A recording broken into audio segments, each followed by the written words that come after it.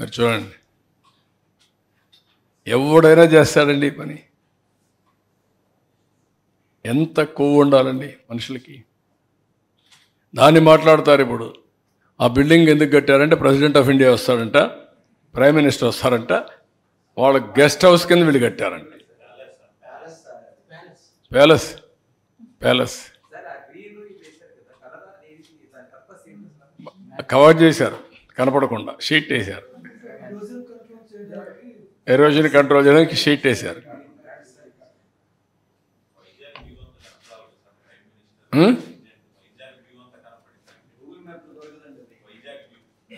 లేదా America president తెస్తాడేమో. అంటే ఎంత అజం ఉండాలి ఒక వ్యక్తికి. 500 కోట్ల రూపాయలు కట్టి ప్యాలెస్ కట్టుకున్న వ్యక్తులు వీళ్ళు మాట్లాడతారు. ఇప్పుడు ఏం చేయాలని అడుగుతున్నారు అందరూ. దాన్ని ఏం చేయాలి నాకైతే అర్థం కాలేదు, మీరే చెప్పాలా. ఇలాంటివి అరాచకాలకు పరాకాష్ట. ఇలాంటి ఆలోచన విధానం ప్రజలకు సేవకులుగా ఉండాలి తప్ప రాజులు కాదు, రారాజులు కాదు. అవన్నీ అయిపోయినాయి. ఇంకా వీళ్ళలో మార్పు రాలేదు. ఇది ప్రజాధనాన్ని అడ్డంగా దుర్వినియోగం చేయడం.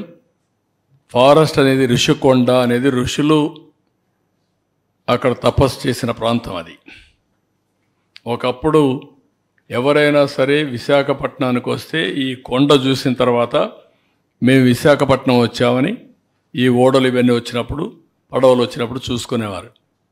అలాంటి ఋషి కొండకు కూడా ఇది చేసే పరిస్థితి వచ్చారు. అక్కడ ఎర్ర దెబ్బలు అవన్నీ అయిపోయినాయి. అవేం కనపడవు ఇప్పుడు, లేవు కదా, అన్నీ పోయినాయి కదా, అయిపోయినాయి, మింగేశారు అవన్నీ. అది ఎంత బ్యూటిఫుల్గా ఉందంటే నేను టూరిజాన్ని ప్రమోట్ చేయడానికి దాన్ని అంతా రిజర్వ్ చేసి ఒక కొన్ని వందల సంవత్సరాల్లో అలాంటివన్నీ ఏర్పడతా ఉంటాయి. భూమిలో వచ్చే మార్పులు కానీ ఆ పర్టికులర్గా ఉండే దీంట్లో రియాక్షన్స్ కానీ దానివల్ల వస్తాయి. అవి కూడా పోయే పరిస్థితికి వచ్చాయి. సో నెక్స్ట్ ఇది ఈరోజు నేను ప్రజలందరికీ విజ్ఞప్తి చేస్తున్నాం.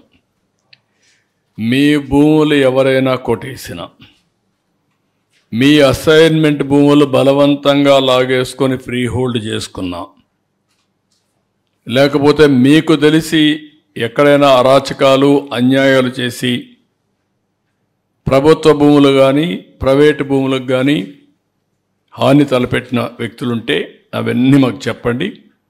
మళ్ళీ తిరిగి మీకు ఇప్పించే బాధ్యత మాది. చట్ట వ్యతిరేకంగా ఆకుపై చేసుకున్న వాళ్ళని పనిష్ చేసే బాధ్యత కూడా తీసుకుంటాం.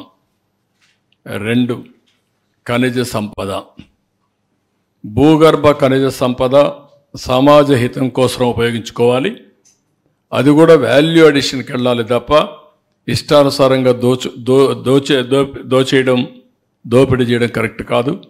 అందరికీ విజ్ఞప్తి చేస్తున్నా, ఎవరైనా మీవి క్రషర్ దగ్గర నుంచి పెద్ద పెద్ద క్వారీ వరకు ఏదున్నా కూడా మీవి కానీ బలవంతంగా లాగేసుకుంటే మీరు మాకు రిపోర్ట్ చేయండి. ముందుకు రండి, ధైర్యంగా మీకు ఇప్పిస్తాం. యథేచ్ఛగా ఫ్రీగా మీరు చేసుకునే స్వేచ్ఛ మీకు కల్పిస్తాం. ఇది 2వది. 3వది, ఫారెస్ట్ ఏరియాని ఏ విధంగా కొట్టేశారో మీరే చూశారు.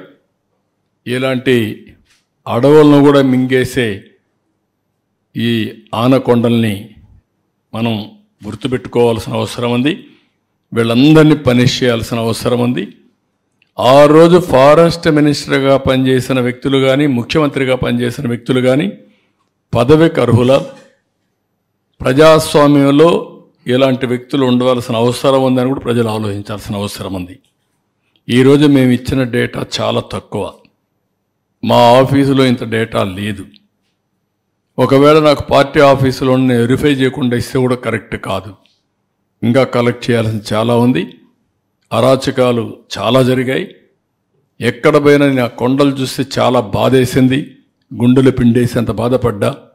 రిషికొండే కాదండి, ఈ రాష్ట్రంలో జగన్మోహన్ రెడ్డి గారు ఏ మంచి కార్యక్రమం చేస్తున్నా జనసేన కానీ కమ్యూనిస్టులు కానీ మిగతా పార్టీలు తెలుగుదేశం కానీ ఏ విధంగా దాన్ని భూతద్దంలో ఒక బూతులాగా చూపించాలి, ఏదో రాష్ట్రానికి అన్యాయం చేసేస్తున్నట్టు చూపించాలి అనేది మనం గత 3.5 సంవత్సరాలుగా జగన్మోహన్ రెడ్డి గారు ముఖ్యమంత్రి అయిన తర్వాత చూస్తూనే వస్తున్నాం. కానీ ప్రతిసారి కూడా ఏదైతే ప్రతిపక్షాలు జగన్మోహన్ రెడ్డి గారి మీద విషం చిమ్ముతున్నాయో అది అబద్ధం. జగన్మోహన్ రెడ్డి గారు ఏ తప్పు చేయలేదు, ఏది చేసినా కూడా ప్రజలకు ఉపయోగపడేది, రాష్ట్రానికి ఉపయోగపడేదే చేస్తారు అని అనునిత్యం నిరూపణ అవుతున్నా కూడా వాళ్ళు అది కొనసాగించడం అనేది దురదృష్టకరం. అండ్ నిన్నలా మొన్న మీరు చూశారు, ఇప్పటంలో కూడా ఏ విధంగా పవన్ కళ్యాణ్ గారు ఊగిపోయారు, ఏ విధంగా రౌడీలాగా కారు మీద సర్ర బుర్రనొచ్చి మనుషుల ప్రాణాలను కూడా భయభ్రాంతులను చేసే విధంగా మరి ఆ కార్లన్నీ కూడా వెళ్ళటం మనం చూసాం. ఆ ప్రాంతానికి వెళ్ళి ఏదో జగన్మోహన్ రెడ్డి గారు అన్యాయం చేసేశారు, నోటీసులు కూడా ఇవ్వకుండా ఎలా కూల్ చేస్తారు అని ఈనాడులో కూడా ఫ్రంట్ పేజీలో రాయటం మనం చూసాం.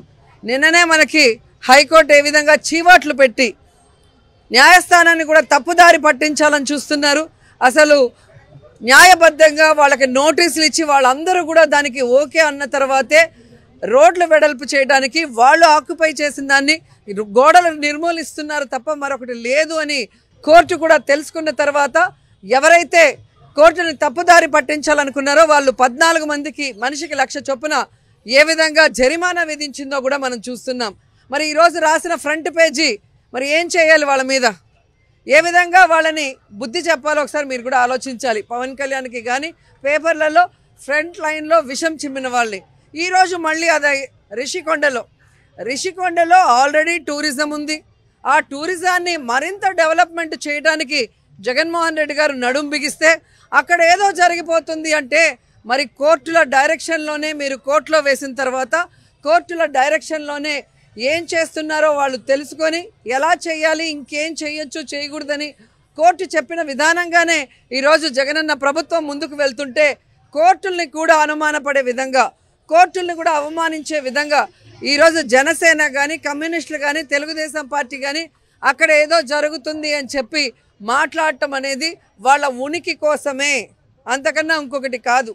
ఇప్పటికీ కూడా ప్రజలు బుద్ధి చెప్పినా వీళ్ళకి బుద్ధి రాలేదు అంటే భవిష్యత్తులో వీళ్ళకి డిపాజిట్లు కూడా రాకుండా ఈ రాష్ట్రం నుంచి ప్రజలు తరిమి కొట్టే పరిస్థితి వస్తుందని కూడా ఈ సందర్భంగా తెలియజేసుకుంటున్నాను. ఈరోజు రాష్ట్రం విడిపోయిన తర్వాత రాష్ట్రం ఉన్న సిచ్యువేషన్లో రాష్ట్రాన్ని అప్పుల్లో ముంచేసిన చంద్రబాబు నాయుడు నుంచి ఈ రాష్ట్రాన్ని మళ్ళీ కాపాడాలి అంటే ఒకే చోట లక్షలాది కోట్ల రూపాయలని వెచ్చించి అమరావతిని అభివృద్ధి చేయడం వల్ల భవిష్యత్ తరాలు అటు రాయలసీమ కానీ ఇటు ఉత్తరాంధ్ర మళ్ళీ కొట్టుకునే పరిస్థితి వస్తుంది. కాబట్టి 3 ప్రాంతాల్లో 3 రాజధానులను తీసుకురావాలని, అందుకు అనుగుణంగా 3 ప్రాంతాలను కూడా అభివృద్ధి చేస్తుంటే ఏదో ఒక విధంగా వీళ్ళు మరి కోడిగుడ్డు మీద ఈకలు పీకే విధంగా చేయటం అనేది మనం చూస్తున్నాం. వీళ్ళు చేసేదానికి నిదర్శనం మొన్న పాదయాత్రే స్పష్టంగా కనిపిస్తుంది.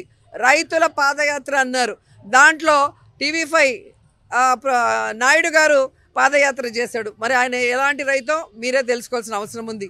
అండ్ అన్ని పార్టీల వాళ్ళు, హైదరాబాద్లో సెటిల్ అయిన వాళ్ళు, డబ్బున్న వాళ్ళు, రైతుల ముసుగులో పెయిడ్ ఆర్టిస్టుల్లాగా వాళ్ళు ర్యాలీలు చేయటం కోర్టు కూడా తెలుసుకొని ఎవరైతే రైతు ఉన్నారో ఆ రైతు ఐడి కార్డుతో మీరు పాదయాత్ర చేయాలి అంటే ఆ పాదయాత్ర గాల్లో కలిసిపోయింది.